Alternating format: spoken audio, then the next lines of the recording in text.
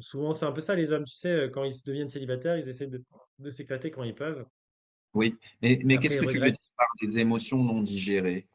Bah, en fait, pleurer, écrire, ce qui te manque, rassembler les affaires de la personne, les mettre dans un endroit, avoir du temps pour réfléchir à ce qui s'est passé, de se recentrer sur soi, de se recentrer sur ses activités personnelles, de tout ça.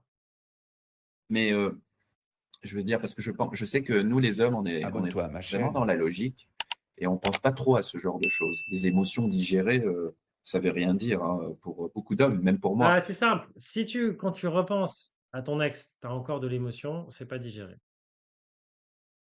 Ah OK, ça veut dire que Tu repenses à ton ex, tu as de la colère, c'est pas digéré. Tu as de la tristesse, c'est pas encore digéré. Tu as de la jalousie, tu as de la peur, c'est pas l'acceptation encore digéré.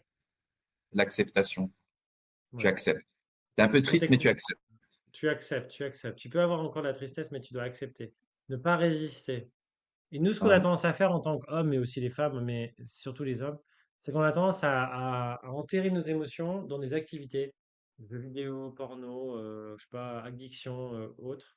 On a tendance à ne pas prendre le temps de vraiment ressentir. Alors que les femmes, qu'est-ce qui se passe après une séparation? Elles apportent toutes leurs copines, elles en parlent pendant des heures, et elles évacuent leurs émotions. Et en fait, elles passent à autre chose plus rapidement comme ça.